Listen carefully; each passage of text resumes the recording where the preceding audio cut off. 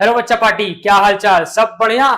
प्यारे बच्चों, आज हम लेकर के आए हैं आपके लिए क्लास 10th एसएसटी के पहले चैप्टर को, यानी एसएसटी के हिस्ट्री के पहले चैप्टर को लेकर के हम आज आए हैं, जिसका नाम है नेशनलिज्म इन यूरोप। क्या नाम है बच्चों? हमारे क्लास 10th के पहले चैप्टर का क्या नाम है? नेशनलिज्म इन यूरोप, यानी कि यूरोप में राष्ट्रवाद। इस चैप्टर के अंदर हम लोग पढ़ेंगे कि किस तरीके से पूरे के पूरे यूरोप में राष्ट्रवाद की भावना फैली और उस राष्ट्रवाद ने जो पहले कभी नहीं हो सका उस परिवर्तन को लाया, और उस परिवर्तन को ला करके क्या किया? जो कभी डायनेस्टी हुआ करते थे किसी ना किसी अंपायर के अंदर, ठीक है, वो अब एक नेशन स्टेट बन चुके हैं। तो इसी जर्नी को हम इस चैप्टर के थ्रू शुरू करेंगे और देखेंगे कि इटली का यूनिफिकेशन कैसे हुआ, जर्मनी का यूनिफिकेशन कैसे हुआ, ग्रीक का यूनिफिकेशन कैसे हुआ, इसके पीछे की आइडियोलॉजी क्या थी। ठीक है, यूनिफिकेशन तो हुआ, इस यूनिफिकेशन के पीछे की आइडियोलॉजी क्या थी। ठीक है, वो सारी चीजें हम लोग इस चैप्टर के अंदर पढ़ेंगे। थीम क्या रही है उसको पढ़ेंगे, किन किन फैक्टर्स ने अफेक्ट डाला इस नेशनलिज्म को लाने में, उन सारी चीजों को डिटेल में प्यारे बच्चों हम इस चैप्टर में क्या करने वाले हैं? डिस्कस करने वाले हैं। तो बने रहिए वीडियो में और चैप्टर को समझिए। अभी पहले हम आपको ले चलते हैं फ्लैशबैक में। ठीक है, फ्लैशबैक जैसे कभी आपने मूवी वगैरह तो देखी होगी। मूवी हमारी कभी कभी क्या होती है, फ्लैशबैक से स्टार्ट होती है। तो हमारा ये जो चैप्टर है नेशनलिज्म इन यूरोप, ये भी क्या होता है, हमारे फ्लैशबैक से शुरू होता है। अच्छा सर, फ्लैशबैक कहां से? आपने पढ़ा होगा क्लास 9th में फ्रेंच रेवोल्यूशन। ठीक है, याद आया? फ्रेंच रेवोल्यूशन आपने पढ़ा होगा, जिसमें देखा होगा कि फ्रांस में क्या होता है, रेवोल्यूशन आता है जिसमें लुई 16 को मार भगाया जाता है और डायरेक्टरी रूल करने लगती है। ठीक है, फ्रेंच सिटीजन्स के हाथ में पावर शिफ्ट हो जाती है। ये बहुत सारी चीजें आपने 9th क्लास में पढ़ी हैं। ठीक है, ये सारी चीजें जो आपने पढ़ी है उसको आप बिल्कुल रिकॉल कर लीजिए, दिमाग में दौड़ा लीजिए, क्योंकि कहीं ना कहीं ये स्टोरी जो हमारी शुरू होगी वहीं से शुरू होने वाली है। क्यों शुरू होने वाली है? क्योंकि इस चैप्टर में फ्रांस ही लीडर है। क्या है? फ्रांस ही लीडर है। फ्रांस में रेवोल्यूशन आया तो पूरे के पूरे यूरोप में रेवोल्यूशन आया, और इसी बात को लेकर के आप एक बहुत ही इंपॉर्टेंट कोट पढ़ोगे अपने इस चैप्टर में, जो किसी ने कहा है। किसने कहा है उसका पता चलेगा जब आप चैप्टर को पढ़ोगे पूरा। क्या है वो quote? When France sneezes rest of Europe catches cold. क्या? कि जब फ्रांस को क्या होती है? सर्दी होती है। व्हेन फ्रांस स्नीचेस, जब फ्रांस को छींक आती है तो पूरे के पूरे यूरोप में क्या फैल जाती है? सर्दी फैल जाती है, लाइक दैट कोरोना। ठीक है, तो चलिए हम बात करते हैं अपने इस चैप्टर की और शुरू करते हैं कहां से? एक बहुत ही ब्यूटीफुल सी, सुंदर सी फोटो के साथ, जो कि आपकी है एनसीईआरटी के फ्रंट पेज पर। और इस इमेज की इतनी इंपॉर्टेंस है बच्चों कि इस इमेज से आपको एमसीक्यू बेस्ड क्वेश्चंस पूछे जा सकते हैं। क्या पूछे जा सकते हैं? एमसीक्यू बेस्ड क्वेश्चंस पूछे जा सकते हैं। तो चलिए शुरुआत करते हैं हम अपनी इस पेंटिंग से और चैप्टर को शुरू करते हैं। तो बच्चों यहाँ पे पहली चीज तो कुछ बेसिक बातें लिखी गई हैं, उनको देखिए। लिखा क्या है? Frederic Sorrieu was a French artist, कि फ्रेडरिक सूरियो एक फ्रेंच आर्टिस्ट हैं, who in 1848, जिन्होंने 1848 में prepared a series of 4 prints visualizing his dream of world made up of democratic and social republic। उन्होंने जो सपना देखा था कि आने वाले समय में जो पूरा का पूरा वर्ल्ड होगा या जो संसार होगा वो क्या हो जाएगा? डेमोक्रेटिक हो जाएगा और सोशल रिपब्लिक हो जाएगा। उस सपने को सोचते हुए उन्होंने 4 क्या की थी? 4 पेंटिंग बनाई थी, 4 पेंटिंग की सीरीज बनाई थी। उसी में से एक पेंटिंग को हम लोग यहाँ पे आज क्या करने वाले हैं? डिस्कस करने वाले हैं। ठीक, तो क्या है इस पेंटिंग में? चलिए पहले मैं आपको कुछ इस पेंटिंग के बारे में बता देता हूं, देन जो लिखा हुआ है उसे हम पढ़ेंगे। ठीक है, चलिए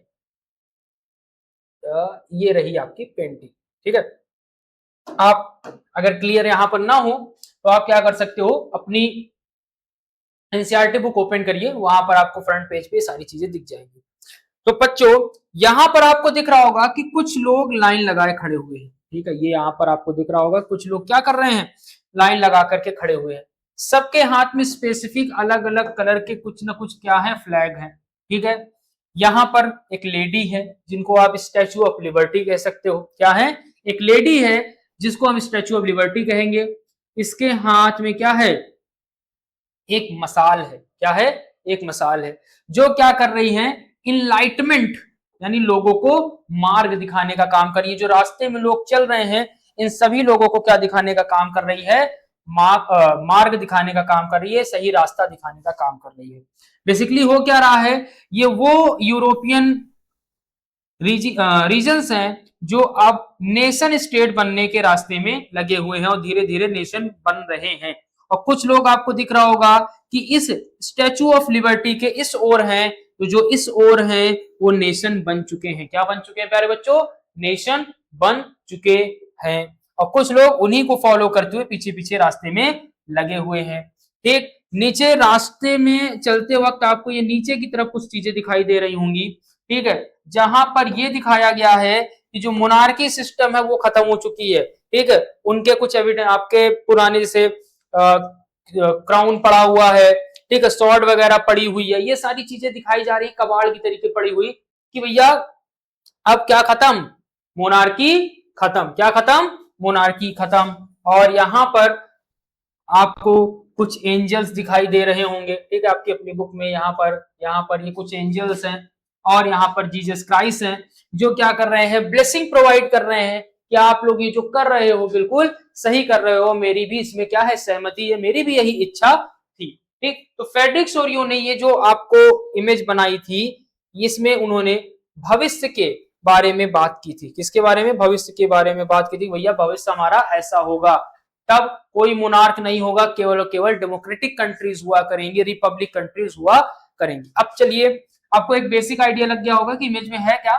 अब हम पढ़ते हैं लिखा क्या है।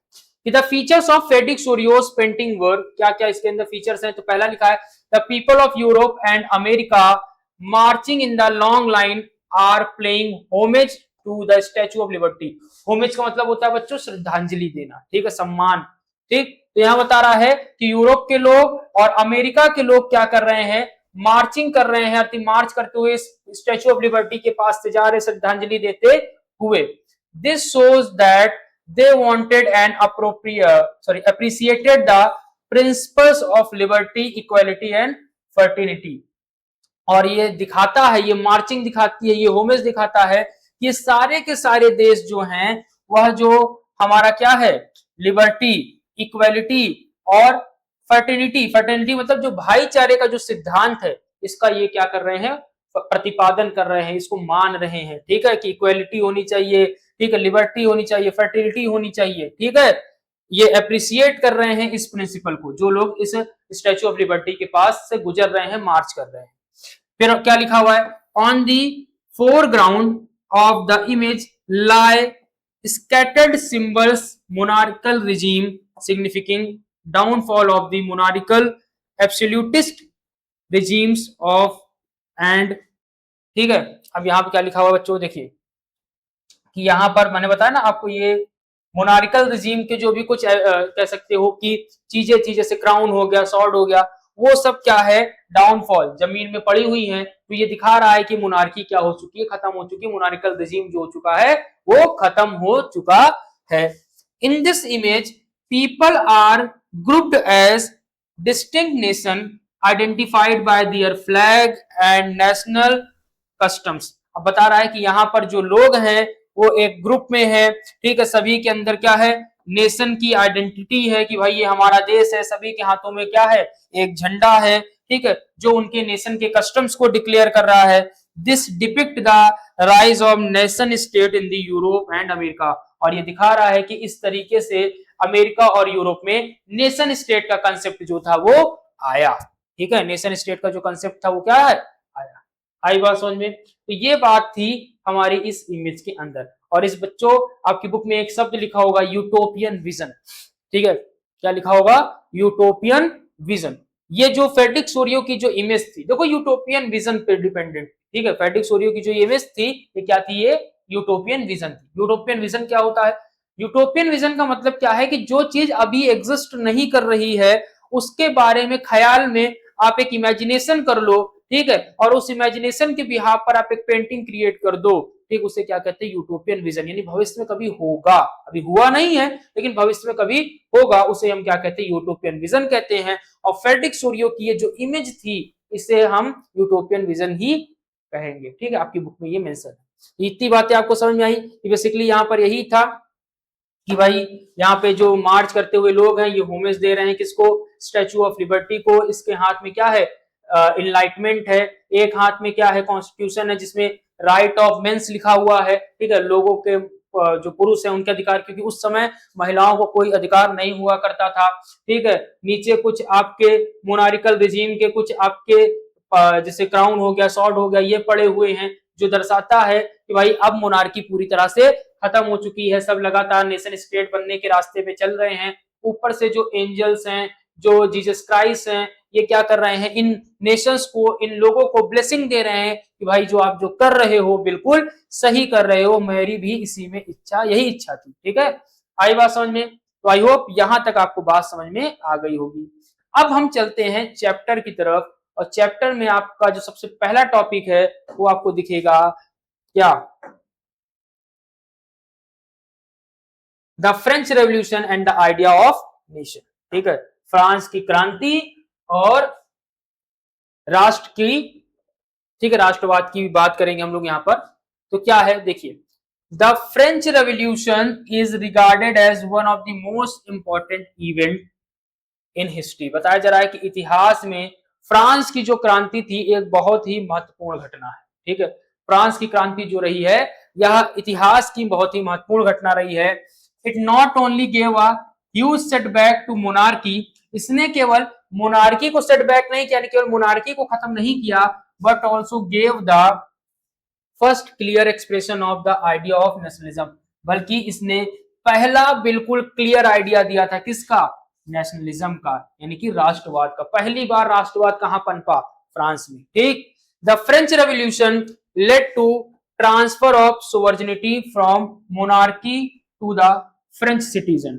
अब इसने बता रहा है कि इस फ्रेंच रेवोल्यूशन ने क्या किया, सोवर्जिनिटी को ट्रांसफर किया मोनार्की से, कहां पर, फ्रेंच सिटीजन्स, यानी कि सोवर्जिनिटी का अर्थ यहां पर है कि अधिकार या सम्मान कह सकते हो, या कह सकते हो वो पावर देश को चलाने की, उसे इस फ्रेंच रेवोल्यूशन ने मोनार्की से छीन करके किधर दी, फ्रांस की जनता के हाथों में दी, ठीक।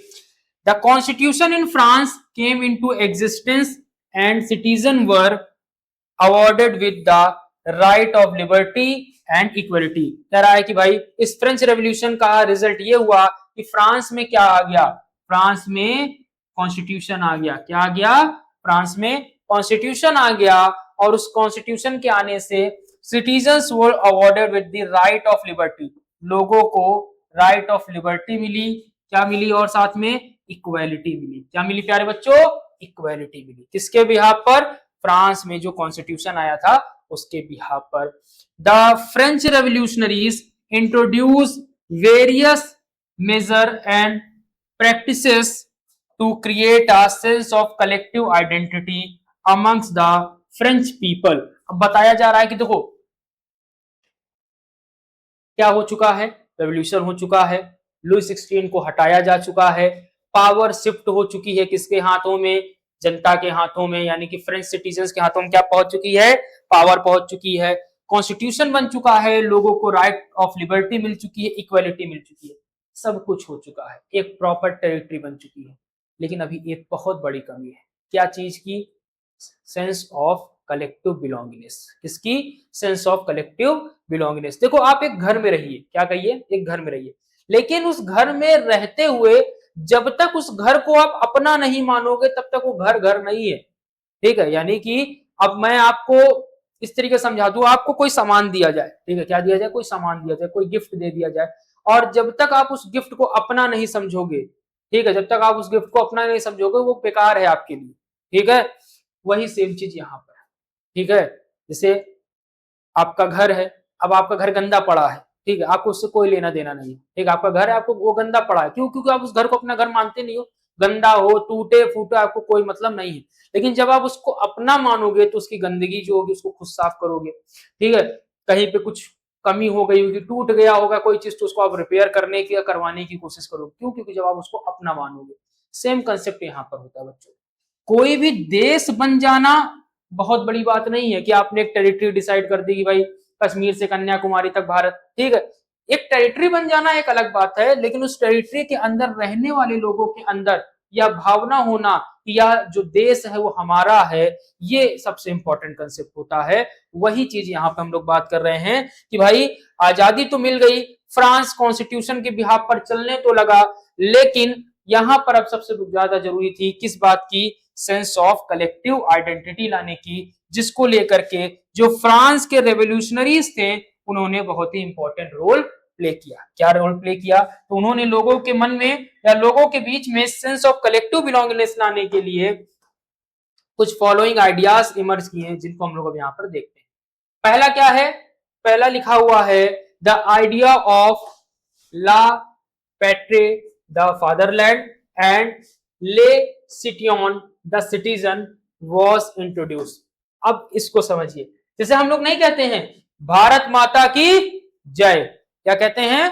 भारत माता की जय, क्योंकि भारत हमारा, और ये क्या है? भारत हमारी माता है, ठीक है। हम भारत को एज आ क्या कंसीडर करके चलते हैं?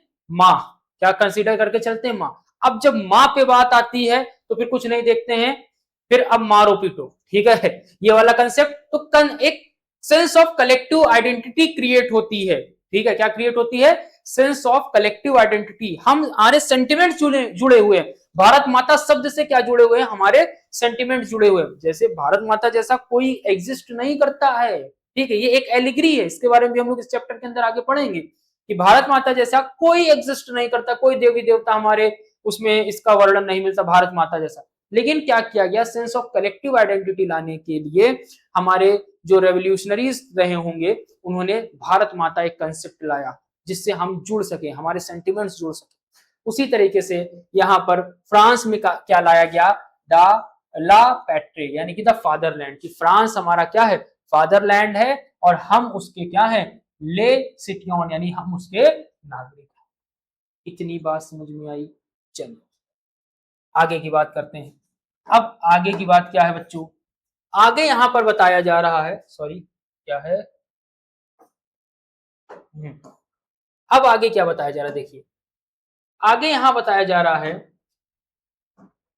Second, the state journal was renamed the national assembly, its members were elected by active citizens who paid tax to the government। अच्छा देखिए, अब यहाँ क्या है, आप अब रिकॉल कीजिए। मैंने कहा ना 9th में जो आपने पढ़ा उसको रिकॉल कर लीजिए, क्योंकि वही आपको यहाँ पे काम आने वाला है। क्या अब याद होगा आपको? लुई 16 टैक्सेस इंक्रीज करने वाला था, याद आ रहा होगा, थोड़ा थोड़ा याद आ रहा होगा आपको कि लुई 16 अपनी लग्जरियस लाइफ के चलते क्या होता जा रहा था? कंगाल होता जा रहा था, उसकी ट्रेजरी खाली हो चुकी थी। अब ट्रेजरी खाली हो जाने के बाद क्या था? पैसा जल्दी से जल्दी फिर से चाहिए होता। अब वो पैसा आएगा कहां से? तो राजा महाराजाओं को उसका उस समय का सबसे बड़ा सोर्स ऑफ इनकम जो हुआ करता था वो होता था टैक्स। लेकिन उस समय फ्रांस में रूल था कि अगर किसी भी राजा को टैक्स बढ़ाना है तो टैक्स बढ़ाने के लिए उसे तीनों स्टेट, फर्स्ट सेकंड और थर्ड, तीनों स्टेट के स्टेट जनरल्स को बुलाना पड़ेगा और मीटिंग करनी पड़ेगी, देन उसके बाद ही वो क्या कर सकता है? टैक्स को इंक्रीज कर सकता है। तो आपको याद होगा कि तीनों स्टेट के स्टेट जनरल्स आते हैं, ठीक है, बहस हो जाती है और कुछ भी नहीं होता है, रिजल्ट कुछ नहीं निकलता, टैक्स इंक्रीज नहीं हो पाता। वही चीज तो हुआ क्या कि अब जब पावर जनता के हाथों में गई, फ्रांस के सिटीजन्स के हाथों में गई, तो उन्होंने स्टेट जर्नल जो था उसको खत्म किया और उस स्टेट जर्नल का नाम क्या रख दिया? नेशनल असेंबली रख दी। और अब ये जो नेशनल असेंबली होगी प्यारे बच्चों, ठीक है, ये जो नेशनल असेंबली होगी, इस नेशनल असेंबली में जो लोग होंगे वो लोग इलेक्टेड होंगे। क्या होंगे? इलेक्टेड होंगे, यानी कि लोगों द्वारा चुने हुए होंगे। किसके द्वारा चुने हुए होंगे? लोगों के द्वारा, ठीक है। आगे की बात करते हैं अब। फिर और क्या किया गया? सेंस ऑफ कलेक्टिव आइडेंटिटी लाने के लिए, सेंस ऑफ कलेक्टिव आइडेंटिटी लाने के लिए बच्चों और किया गया क्या? The new French flag replace the formal royal standard, यानी कि राजाओं का जो फॉर्मल रॉयल स्टैंडर्ड फ्लैग हुआ करता था उसको खत्म करके क्या लाया गया? नया ट्राई कलर फ्रेंच फ्लैग लाया गया। ये भी आपने क्लास 9th में पढ़ा है, ठीक है। फिर क्या है, नेशन नाउ बिकम सुप्रीम, कि अब राष्ट्र ही सबसे सर्वोपरि होगा। Hymns were compose and oath were taken on the name of the nation, कि भाई हाइम्स क्रिएट किए जाने लगे, राष्ट्र के नाम पर शपथ लिए जाने लगे। It was regarded as fatherland, Bharat sorry France हमारा क्या है, फादरलैंड है, ठीक है। यहां तक आपको अच्छे से कहानी समझ में आ गई।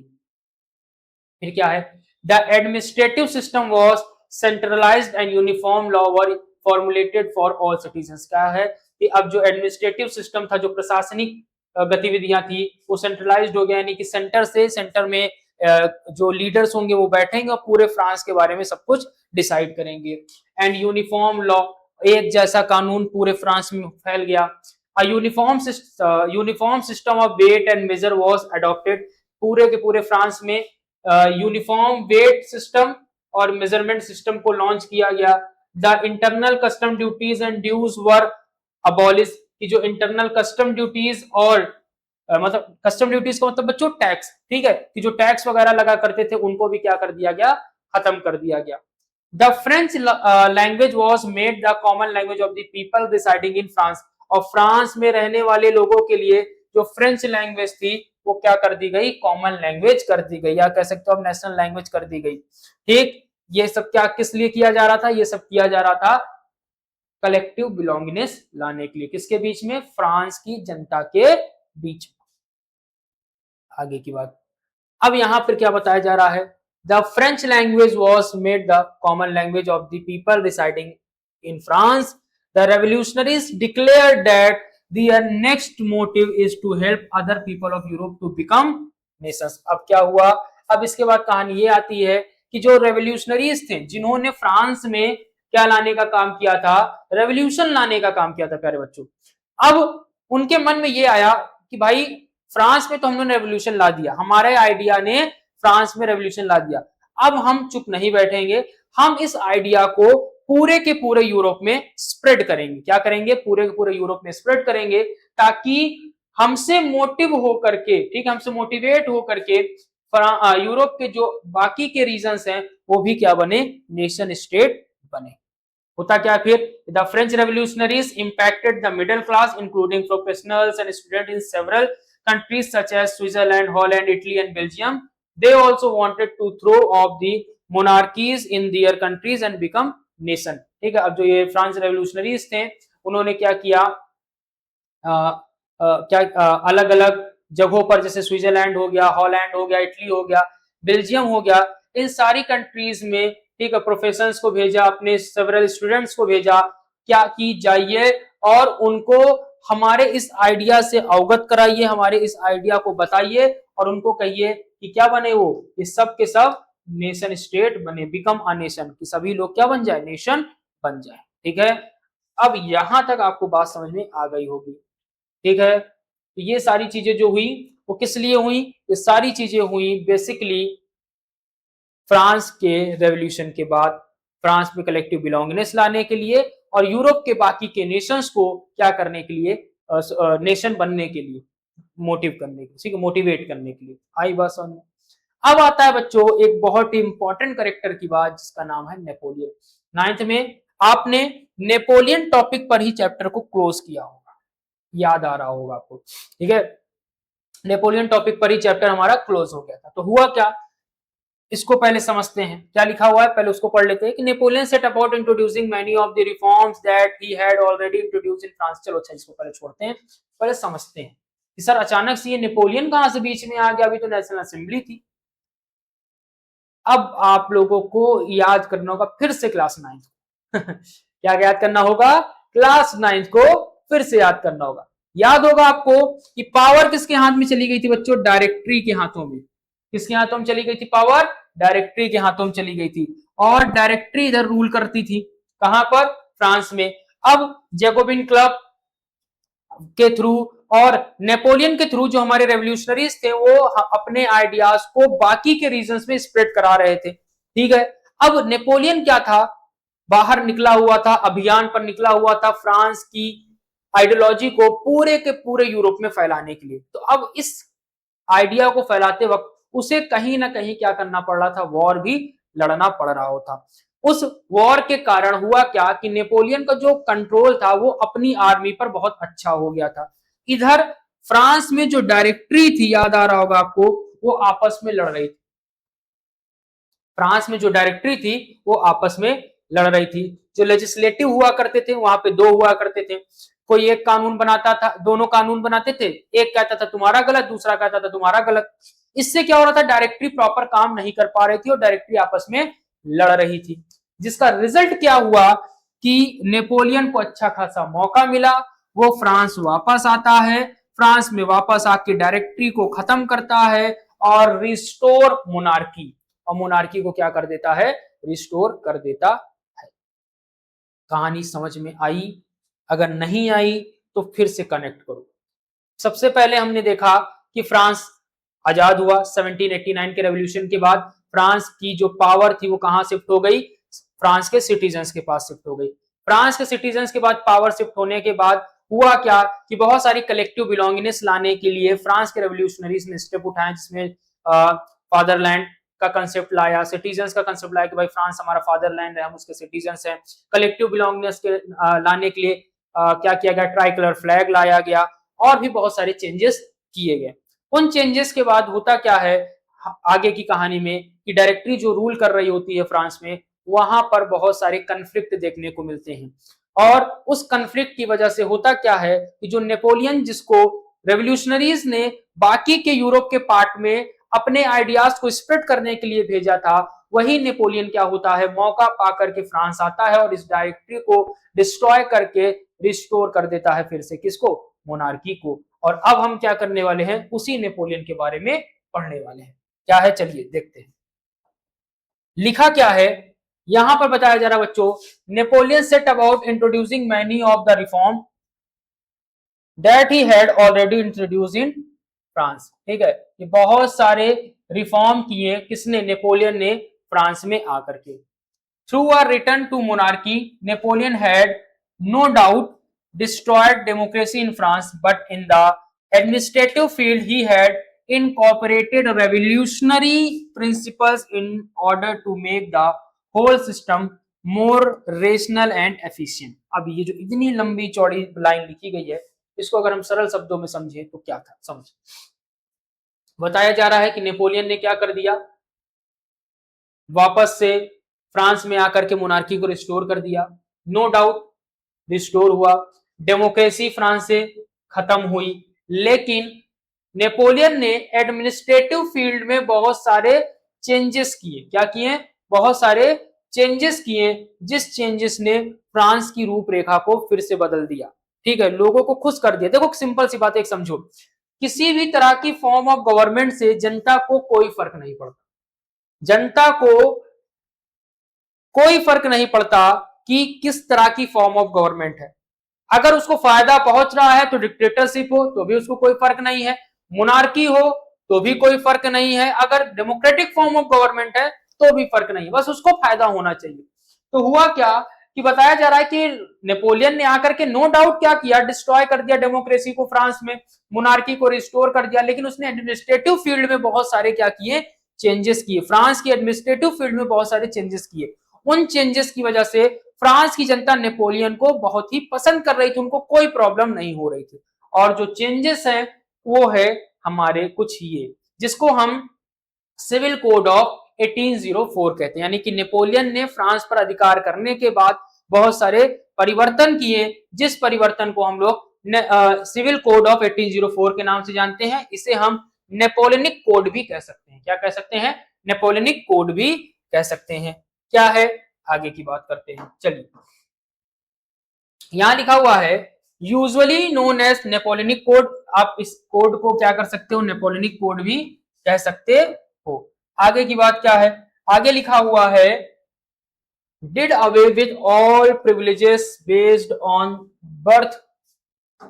अब क्या हुआ कि जब फ्रांस का राजा बना कौन, नेपोलियन, तो उसने सबसे पहला काम क्या किया कि बाय बर्थ प्रिविलेजेस जो थे, बाय बर्थ जो प्रिविलेजेस यानी जन्म से विशेषाधिकार जो प्राप्त थे, उन सभी को क्या किया, खत्म किया। Establish equality before the law, और कानूनन ठीक है, कानून के आधार पर क्या किया, सभी को समानता का अधिकार दिया। And secured the right of property, और लोगों को उनकी प्रॉपर्टी का राइट। देखो पहले राजा महाराजाओं का केस क्या हुआ करता था, ये पसंद आया मेरा, ठीक है, यानी कि जनता का उनकी प्रॉपर्टी पर आपका खुद का कोई अधिकार नहीं होता था, जब मर्जी तब वो उससे छीना लेते थे। लेकिन अभी के केस में क्या हुआ, जब नेपोलियन बनता है राजा, तो नेपोलियन के राजा बनने के बाद होता क्या है कि भाई राजा का बेटा राजा, उसको बाय बर्थ प्रिविलेजेस है, तो जो एरिस्टोक्रेट फैमिली हुआ करती थी उनको जो बाय बर्थ प्रिविलेजेस थे उनको उसने पहले तो खत्म किया, और साथ ही साथ लोगों को उनकी प्रॉपर्टी पर क्या दे दिया, उनका अधिकार दे दिया कि भाई कोई भी राजा आकर के आपकी प्रॉपर्टी पर अपना अधिकार नहीं जमा सकता है, आपकी प्रॉपर्टी आपकी है। पहली बात, पहला चेंज, लोग खुश, ठीक है भाई, उनके फायदे का काम हो रहा है, क्यों ना खुश होंगे, भले वो मोनार्क हो, ठीक। फिर क्या है, Napoleon simplified administrative divisions, abolished the feudal system and freed peasant from serfdom and manorial dues। अब क्या बता रहा है कि भाई नेपोलियन ने जो एडमिनिस्ट्रेटिव सिस्टम था उसको कई पार्ट्स में डिवाइड किया, ठीक है, देखा ना, सिंप्लीफाइड एडमिनिस्ट्रेटिव डिविजन, बहुत ही सिंपली क्या किया, जो एडमिनिस्ट्रेटिव सिस्टम था उसको डिवाइड किया, और अबॉलिश मतलब होता है खत्म किया, किसको, फ्यूडल सिस्टम को, सामंतवाद को, ठीक है, कि नेपोलियन ने सामंतवाद को खत्म किया। अब सर फ्यूडल सिस्टम क्या होता है, सामंतवाद क्या होता है, तो याद करिए, जैसे मान लीजिए ये आपका एक पूरा का पूरा एक राज्य है जहां पर आप राजा हो। अब एक राजा बैठे बैठे एक जगह पर पूरे पार्ट से टैक्स कलेक्ट नहीं कर सकता, तो वो क्या करता था, छोटे छोटे पार्ट्स में इसको डिवाइड करता था अपने राज्य को, और यहां बैठा देता था कुछ अपने चेले चपाटों को, ठीक है, अपने परिवार के लोगों को ही, जिनको हम फ्यूडल लॉर्ड कहा करते थे। ये फ्यूडल लॉर्ड जनता से टैक्स वसूला करते थे अधिक मात्रा में, और ज्यादा जेब अपनी भर करके बचा कुचा जो भी टैक्स हुआ करता था वो किसके पास पहुंचा दिया करते थे, पहुंचा दिया करते थे राजा के पास, ठीक है। तो जनता बेचारी परेशान, राजा मौज में और उसके फ्यूडल लॉर्ड्स मौज में। तो ये फ्यूडल सिस्टम को नेपोलियन ने डिस्ट्रॉय किया, अबॉलिश कर दिया, खत्म कर दिया। सर्फडम यानी कि जो बंधुआ मजदूर हुआ करते थे उस कंसेप्ट को भी इसने खत्म कर दिया। जो मैनेरियल ड्यूज थे, ठीक है, जो भी ऋण वगैरह हुआ करता था उसको भी उसने माफ कर दिया, खत्म कर दिया।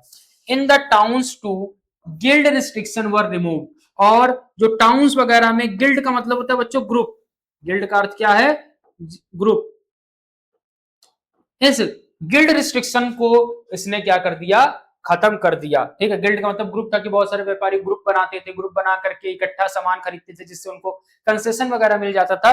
पहले इस पर क्या लगा हुआ था, इस पर रोक लगी थी, लेकिन जब नेपोलियन आया तो उसने इस रोक को पूरी तरीके से खत्म कर दिया।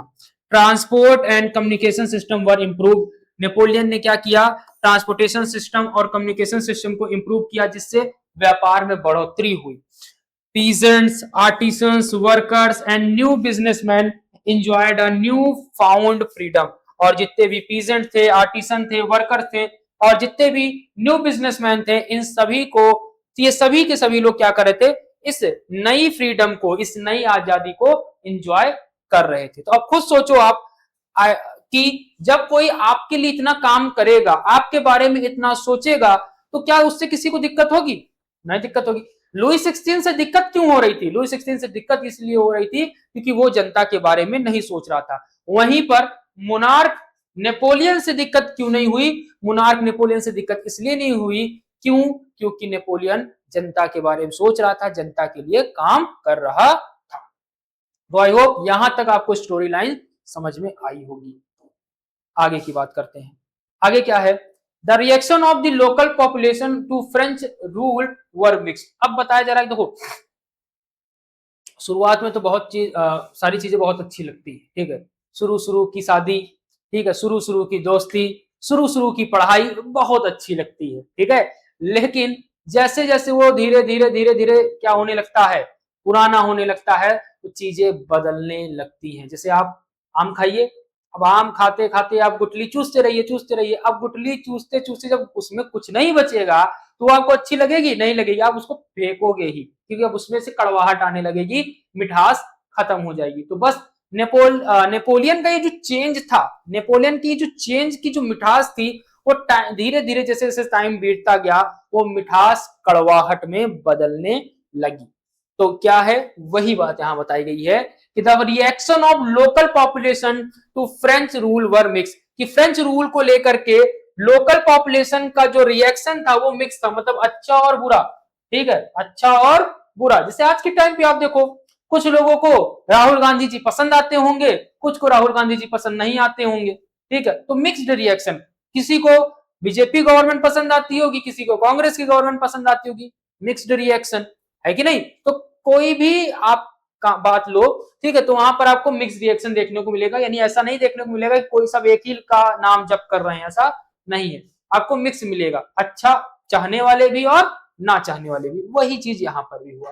तो क्या हुआ, initially in many places such as Holland, Switzerland as well as certain cities like Brussels, Mainz, Milan, Warsaw, the French armies were welcomed as harbingers of liberty. कह रहा है कि शुरुआत में क्या हुआ कि बहुत सारी प्लेसेस थे, जैसे हॉलैंड हो गया, स्विट्जरलैंड हो गया, और भी कुछ सिटीज हो गई, जैसे ब्रसेल्स हो गया, मेंज हो गया, मिलन हो गया, वर्सो हो गया।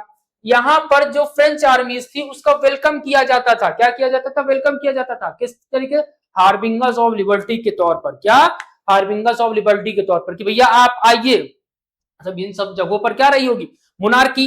अब नेपोलियन किस पे निकला हुआ था, एक अभियान पर निकला हुआ था कि भाई मोनार्की सिस्टम खत्म करना है, आजादी दिलानी है लोगों को। तो अब हुआ क्या कि इन सभी जगहों पर उस फ्रेंच आर्मी को हार्बिंगर्स ऑफ लिबर्टी की तरीके ट्रीट किया गया कि भाई आओ मेरे यहां आओ, मोनार्क को मारो और मोनार्क को मार करके हमें आजादी दिलाओ। शुरू में सब मजेदार चल रहा था, सब बढ़िया, सब चंगा सी, ठीक। लेकिन बाद में क्या हुआ, but the initial enthusiasm soon turned to hostility। लेकिन जो शुरू का उत्साह था वो धीरे धीरे किसमें बंद होने लगा, ठीक है, खत्म होने लगा। ठीक है, hostility, turn to hostility.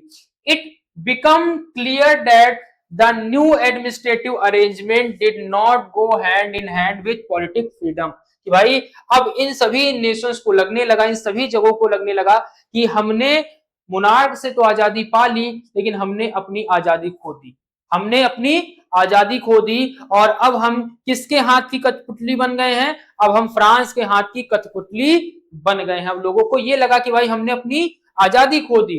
Increase taxation, censorship, force conscriptions into the French armies required to conquer the rest of Europe all seem to outweigh the advantage। अब हुआ क्या कि देखो सिंपल सी बात है, वॉर में खर्च आता है।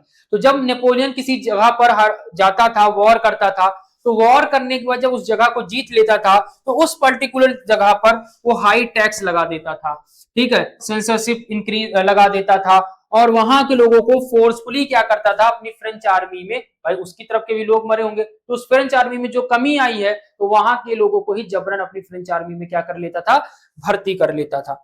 तो कहीं ना कहीं ये सारी समस्याओं के चलते फ्रांस की जो एडमिनिस्ट्रेटिव सिस्टम था, फ्रांस का जो, फ्रांस को लेकर के लोगों के मन में जो भावना थी वो कैसी थी, मिक्स थी, कुछ अच्छा कुछ बुरा। आई बात समझ में। यानी देखो यहाँ पे बेसिकली मेन फ्रांस की बात नहीं हो रही है कि फ्रांस के लोगों को समस्याएं हुई, नहीं, फ्रांस के लोगों को कोई समस्या नहीं हुई, लेकिन फ्रांस की आर्मी जो टेरिटरी एक्सटेंड कर रही थी, अलग अलग जगह पर जाकर के अपने आइडिया को स्प्रेड करके मोनार्क को हटा रही थी, तो उसे जब वो अपने कब्जे में ले रही थी तो कब्जे में लेने पर अपने पड़ोसी जो भी टेरिटरी को उसने जीता हुआ रहता था उस पर टैक्स लगा देती थी, सेंसरशिप लगा देती थी, वहां के लोगों को जबरन अपनी आर्मी में क्या कर रही थी, भर्ती कर रही थी। तो ये कहीं ना कहीं लोगों में बहुत ही ज्यादा अविश्वास की भावना को पैदा करती थी। ठीक है, लोगों को ये दिखा रही थी कि हमने बहुत गलत किया, हमने अपनी आजादी खो दी। ठीक है, तो इस तरह के मिक्स्ड रिएक्शन देखने को मिल रहे थे। ठीक है, तो यहीं पर थोड़ा सा क्या किया जाता है, स्टोरी को होल्ड किया जाता है, और अब आता है the making of nationalism in Europe, कि यूरोप में राष्ट्रवाद कैसे आया। तो यहां पे लिखा है during the mid 18th century there were no nation state. कह रहा है कि 18वीं शताब्दी की अगर हम बात करें, मिड 18th सेंचुरी की हम बात करें, मध्य 18वीं शताब्दी की बात करें, तो यूरोप में कोई भी नेशन स्टेट नहीं हुआ करता था। जो Italy, Germany, Switzerland were not one nation, जिसे आज आप देश की तरीके देख रहे हो, तब ये बिल्कुल भी कोई भी देश नहीं हुआ करते थे। But were divided into various kingdom, बल्कि ये क्या होते थे, अलग अलग किंगडम्स में डिवाइड हुआ करते थे। Central and eastern Europe were under absolute monarchies, कि जो सेंट्रल और ईस्टर्न यूरोप था वो एब्सोल्यूट मोनार्कीज यानी कि मोनार्क्स के कंट्रोल में हुआ करता था। Several factor led to the emergence of idea of nationalism the latter half the 18th century. और कह रहा है कि बहुत सारे फैक्टर थे जिन फैक्टर की वजह से नेशनलिज्म का जो आइडिया था वो इमर्ज होता है आपके हाफ 18th सेंचुरी में। ठीक है, तो यहां पर ये सारी बातें बताई गई। अब इसी बात के बाद क्या बताया गया, the art aristocracy and new middle class. ठीक है, अब ये वो आइडियाज हैं जिन आइडियाज के थ्रू क्या हुआ है, यूरोप में नेशनलिज्म स्प्रेड हुआ है। कौन कौन से आइडियाज हैं, चलिए देखते हैं। तो यहाँ पे सबसे पहले आपका ये जो टॉपिक आता है क्या है, aristocracy and new middle class. Aristocracy क्या थी बच्चों, जो आपके मोनार्क हुआ करते थे, तो उन मोनार्क के जो रिश्तेदार नातेदार लोग हुआ करते थे उन्हें हम क्या कहते थे, एरिस्टोक्रेट्स कहते थे। तो socially and politically landed aristocracy was the dominant class on the continent. बता रहा है कि यूरोप कॉन्टिनेंट में ये जो एरिस्टोक्रेट क्लास हुआ करती थी काफी डोमिनेंट क्लास हुआ करती थी, सोशली और पॉलिटिकली काफी पावरफुल क्लास हुआ करती थी।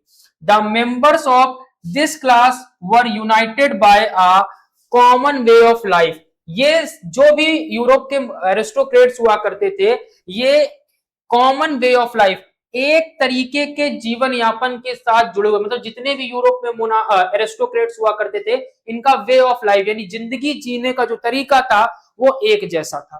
ठीक, फिर क्या लिखा हुआ है, they owned state in the countryside and also town house.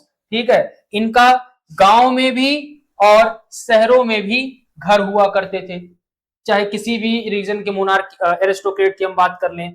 They spoke French for purpose of diplomacy and in high society. ठीक है, ये सभी के सभी जो भी एरिस्टोक्रेट हुआ करते थे ये फ्रेंच लैंग्वेज बोला करते थे, कॉमन लैंग्वेज बोला करते थे। ठीक है, किस पर्पस से, डिप्लोमेसी के पर्पस से। ठीक है, एकता दिखाने के पर्पस से।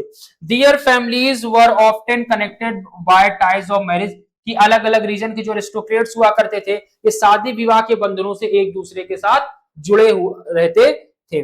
This powerful aristocracy was however numerically a small group. ये जो पावरफुल एरिस्टोक्रेट्स हुआ करते थे ये बात मुट्ठी भर थे, ठीक है, बहुत ज्यादा नहीं थे। कि जो सोशली और पॉलिटिकली ये जो पावरफुल एरिस्टोक्रेट क्लास थी ये संख्या में बहुत कम थी यानी मुट्ठी भर थी, लेकिन क्या थी, काफी पावरफुल थी। ये लोग शादी के थ्रू, एक कॉमन वे ऑफ लाइफ के थ्रू, एक कॉमन लैंग्वेज के थ्रू एक दूसरे के साथ क्या थे, कनेक्टेड थे। एक आगे की अगर हम बात करें तो फिर क्या लिखा है, तो अच्छा देखो, माइनॉरिटी में तो एरिस्टोक्रेट्स थे, तो मेजॉरिटी में कौन हुआ करते थे, तो भाई मेजॉरिटी में हुआ करते थे आपके पीजेंट्स। तो लिखा क्या था, majority of the population was made up of peasantry. कि पीजेंट मतलब क्या बच्चों, किसान। कि मेजॉरिटी में कौन हुआ करते थे, किसान हुआ करते थे। To the west the bulk of land was farmed by the tenant and small owners, while the eastern and central Europe the pattern of land holding was characterized by the vast estate which were cultivated by serfs। ठीक है, मतलब serfdom जो हमने देखा, बंधुआ मजदूर, वो सब क्या किया करते थे कि जो बाकी के ईस्टर्न और सेंट्रल पार्ट के जो भी लैंड होल्डिंग्स हुआ करते थे उनकी जुताई वगैरह या किया करते थे। टेनेंट्स का मतलब क्या होता है, किराए पर। ठीक है, तो बड़े बड़े जो आपके क्या होते थे, फार्मर्स हुआ करते थे, वो इन छोटे मोटे किसानों को किराए पर अपनी जमीन दे दिया करते थे कि भाई इस पे तुम क्या करो, फसलें उगाओ, फिर बाकी का हम लोग किराए के तौर पर उन फसलों का बंटवारा कर लेंगे। तो इस तरीके से मतलब ज्यादातर मामले में आपको क्या मिलते थे, एक बंधुआ मजदूर मिलते थे और कुछ आपके ऐसे पीजेंट्स मिलते थे जो किराए पर जमीन लेकर के काम किया करते थे। ठीक, तो माइनॉरिटी मेजॉरिटी की हम लोगों ने यहाँ पर बात कर ली। इसी के बाद बच्चों आता है क्या, the rise of new middle class. कौन आता है, the rise of new middle class. देखो हुआ क्या कि जब नेपोलियन ने आजादी दी, कम्युनिकेशन सिस्टम बिल्ड किया। ठीक है, कम्युनिकेशन सिस्टम बिल्ड करने के बाद कह सकते हो ट्रांसपोर्टेशन को बिल्ड किया, तो इससे हुआ क्या, इसका रिजल्ट क्या हुआ, इसका रिजल्ट ये हुआ कि जो ट्रेडर वर्ग था, ठीक है, जो व्यापारी वर्ग था, उसको मौका लगा। जब उसको मौका लगा तो उसने व्यापार किया, पैसा कमाया, पैसा कमाया तो पैसा अपने ऊपर खर्च किया, और उसी से क्या इमर्ज होकर के आती है, न्यू मिडिल क्लास इमर्ज होकर के आती है। तो लिखा क्या देखो, the aristocratic class in Europe was a dominant class but it was comprised of only few people, most of the people in Europe were peasant. वही बता रहा है कि भाई ऊपर अभी आपने देखा कि जो यूरोप में एरिस्टोक्रेट क्लास थी वो मुट्ठी भर थी, और ज्यादातर लोग कौन थे, पीजेंट थे। The industrial revolution resulted in the emergence of the labour और वर्किंग क्लास, कि जब वेस्ट यूरोप के वेस्टर्न पार्ट में क्या होता है, वेस्टर्न पार्ट में इंडस्ट्रियलाइजेशन आती है, तो उस इंडस्ट्रियलाइजेशन से एक पर्टिकुलर क्लास इमर्ज होती है जो कि है लेबर एंड वर्किंग क्लास, ठीक है, यानी काम करने वाले जो लोग। Many small industrialist businessmen and professionals who formed the middle class gained prominence. These class supported by the abolition of aristocratic privileges. अब होता क्या है कि इस इंडस्ट्रियलाइजेशन की वजह से जो छोटे छोटे इंडस्ट्रियलिस्ट थे, बिजनेसमैन थे, जो प्रोफेशनल्स थे, वो क्या क्रिएट हो जाते, क्या बन जाते हैं, मिडिल क्लास बन जाते हैं, यानी कि ना बहुत ज्यादा अमीर ना बहुत ज्यादा गरीब। अब ये जो मिडिल क्लास लोग थे, इन्होंने अपने ऊपर पैसे खर्च किए, पढ़ाई पर पैसे खर्च किए, और जब पढ़ाई पर पैसे खर्च किए तो एक रेशनल माइंड इनको आया, और इन्होंने क्या करना शुरू कर दिया, सपोर्ट करना शुरू कर दिया, किस चीज को लेकर के, अबॉलिशन ऑफ एरिस्टोक्रेटिक प्रिविलेजेस, कि जो एरिस्टोक्रेट्स हैं उनको जो बाय बर्थ प्रिविलेजेस मिला हुआ है उसको अबॉलिश करना, यानी कि उनको खत्म करना चाहिए, ऐसा इन्होंने करना शुरू कर दिया।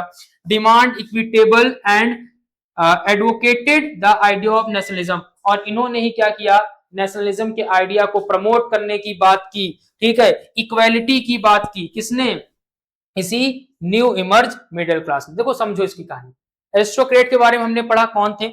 अब मिडिल क्लास की अगर हम बात करें तो वेस्ट में जब इंडस्ट्रियलाइजेशन हुआ तो इंडस्ट्रियलाइजेशन की वजह से वहां पर काम करने वाले लोग पैदा हुए। अब जब ये काम करने वाले लोगों ने काम किया इंडस्ट्रीज में तो इनको क्या मिली, अर्निंग हुई, इनको पैसा मिला, उस पैसे को इन्होंने अपने डेवलपमेंट पर खर्च किया। जब इन्होंने अपने डेवलपमेंट में उस पैसे को खर्च किया तो इनको सोचने समझने की क्षमता आई, रेशनल माइंड आया, और उसी रेशनल माइंड को लेकर के इन्होंने नेशनलिज्म की फीलिंग को स्प्रेड किया, नेशनलिज्म के कंसेप्ट को स्प्रेड किया, ठीक है, जो एरिस्टोक्रेट्स के पास बाय बर्थ प्रिविलेजेस थे उनको अबॉलिश किया, इक्वालिटी की बात की, ठीक, तो इसी की बात इन्होंने की, और यही कहीं ना कहीं आगे चल करके फ्रांस के रेवोल्यूशन का भी क्या बनता है, एक कारण बनता है। तो यही बात यहाँ पर न्यू मिडिल क्लास को लेकर के बताई गई कि भाई न्यू मिडिल क्लास कैसे इमर्ज हुई, तो इस तरीके से इमर्ज हुई, और यही थी आपकी क्या, न्यू मिडिल क्लास। अब इन्हीं न्यू मिडिल क्लास की जो आइडियोलॉजी थी, ठीक है, आइडियोलॉजी थी, इन्हीं न्यू मिडिल क्लास की जो बच्चों आइडियोलॉजी थी सॉरी, उसे ही हम क्या कहते हैं, लिबरलिज्म कहते हैं, ठीक है। लिबरल मतलब क्या होता है, खुला, ठीक है। तो भाई जो न्यू मिडिल क्लास थी उनकी जो विचारधारा थी कैसी थी, खुली विचारधारा थी, ठीक। तो आइज्म लगा हुआ है तो आइडियोलॉजी हो गया, ठीक। तो लिबरल्स की जो आइडियोलॉजी थी, ठीक, आइडियोलॉजी थी सॉरी, वो क्या थी, लिबरलिज्म थी। तो यहाँ पे वही बात बताई गई है, क्या लिखा गया है कि the middle class stood for liberalism, ठीक है। Liberalism is political term stood for, ठीक है, कि लिबरलिज्म क्या है, पॉलिटिकल टर्म है जिसको आप इस तरीके से समझ सकते हो, equality, freedom, formation of working of government by constant, कि एक गवर्नमेंट होगी जो पूरे देश को चलाएगी। In the economic field liberalism advocated the freedom of market, तो यही जो मिडिल क्लास थी, यही मिडिल क्लास किस चीज को प्रमोट कर रही थी, फ्रीडम ऑफ मार्केट, की मार्केट कैसी होनी चाहिए, आजाद होनी चाहिए। And the abolition of unjust duties of the movement of goods from one territory to the other territory, कि एक टेरिटरी से दूसरे टेरिटरी पे जाते वक्त सामान पर जो अनचाहे टैक्सेस लगाए जा रहे थे उनको क्या करना चाहिए, खत्म करना चाहिए। भाई देखो सिंपल सी बात है, ये कैसा वर्ग था, एक बिजनेसमैन क्लास थी। कैसी क्लास थी, एक बिजनेसमैन क्लास थी। तो उनकी सबसे बड़ी मांग यही थी कि भाई मार्केट फ्री होनी चाहिए, ठीक है, गवर्नमेंट के थ्रू वर्किंग होनी चाहिए सारी चीज, ठीक है, सभी में इक्वालिटी होनी चाहिए, सभी आजाद होने चाहिए, ठीक है। कहीं पर भी अगर सामान एक राज्य है, एक देश है, उस देश में एक जगह से दूसरी जगह अगर सामान जा रहा है तो उस पर किसी भी तरीके का अनजस्ट ड्यूटी यानी कि टैक्स नहीं लगना चाहिए फालतू का, ठीक। फिर आगे क्या है, this lead to beginning of economic nationalism in Europe, और यहीं से क्या शुरू हो जाता है, एक इकोनॉमिक नेशनलिज्म शुरू हो जाता है यूरोप में, which contributed to the rise of nationalism, ठीक है, जिसने आगे चल के नेशनलिज्म में भी अपनी महत्वपूर्ण भूमिका निभाई, जैसा कि मैंने भी आपको बताया ही था। The new commercial class argued for the creation of unified economic territory allowing the unhindered movement of goods people and capital, ठीक है, कि लोगों के, सामान के और गुड्स के आवाजाही में, ठीक है, कोई भी रुकावट ना हो, ठीक है, किसी तरीके का हिंड्रेंस ना हो, ऐसा एक क्या होना चाहिए, इकोनॉमिक टेरिटरी क्रिएट होनी चाहिए। Later several measure were introduce, some of these were, ठीक है, अब इसी सारी चीजों को लेकर के बहुत सारे क्या किए जाते हैं, चेंजेस इंट्रोड्यूस किए जाते हैं, जो कि क्या है, ये है। इन 1834, फिर इन्हीं मिडिल क्लास ने क्या किया, 1834 में क्या बनाया, कस्टम यूनियन, एक कस्टम यूनियन बनाया, किसने, जितने भी व्यापारी वर्ग था उन्होंने, जिसका नाम क्या था, जॉल्वरीन, क्या नाम था, Zollverein, was formed at the initiative of Persia, ठीक है, पर्सिया में सबसे पहले बनाया जाता है। Several German state join this union, और बाद में क्या होता है, पर्सिया में तो क्रिएट होता है, लेकिन बाद में जर्मनी के भी बहुत सारे ट्रेडर्स इस जॉल्वरीन ग्रुप में क्या हो जाते हैं, सम्मिलित हो जाते हैं। अब देखिए इतनी बात समझ में आ रही होगी आपको कि भाई जो मिडिल क्लास था वो बिजनेस के थ्रू आगे आया, तो अब इनकी कहानी क्या थी कि फ्रीडम होनी चाहिए, इक्वालिटी होनी चाहिए, तो इन्हीं के आइडिया को हम लिबरलिज्म कहते हैं। तो इक्वालिटी, फ्रीडम, ठीक है, गवर्नमेंट होना चाहिए, बाय लॉ वो रन करे, ये सारी चीजें डिमांड थी। अगर एक जगह से दूसरी जगह सामान जा रहा है तो उस पर किसी तरीके का फालतू का कोई टैक्स नहीं लगना चाहिए। एक इकोनॉमिक टेरिटरी होनी चाहिए कि सामान अगर बिना किसी रुकावट के एक जगह से दूसरी जगह इजिली मूव कर सके, ठीक, इतनी बात समझ में आई। उसके बाद क्या किया गया, कुछ चेंजेस इंट्रोड्यूस किए गए, इन सारी चीजों को अचीव करने के लिए कुछ चेंजेस किए गए, जिसमें 1834 में पर्सिया में जॉल्वरीन ग्रुप बनता है, जिसको भविष्य में जाकर के बाद में क्या करता है, जर्मन के कुछ आपके जो ट्रेडर्स होते हैं वो ज्वाइन करते हैं। आगे क्या है, the union abolish tariff barriers and reduce the number of currencies from over 30 to 2। अब क्या हुआ कि ये जो यूनियन था, इस यूनियन ने क्या किया, टैरिफ बैरियर मतलब जो टैक्स लगा हुआ करता था, एक स्टेट से दूसरे स्टेट में जाने पर, एक टेरिटरी से दूसरे टेरिटरी जाने पर जो टैक्स लगता था, उस टैक्स को अबॉलिश किया, खत्म किया। Reduce the number of currency, कि जो 30 तरह की करेंसी हुआ करती थी, 30 तरह की करेंसी को खत्म करके केवल कितनी करेंसी कर दी गई, 2 तरह की करेंसी कर दी गई। The introduction of railway created mobility leading to the national unification, और रेलवे के इंट्रोड्यूस होते ही क्या हुआ, जो नेशनलिज्म की फीलिंग थी वो क्या होने लगी, मोबिलिटी यानी मूवमेंट होने लगी, एक जगह से दूसरी जगह जाने लगी, ठीक है। The creation of network of railway further stimulated mobility, harassing economic interest to national unification.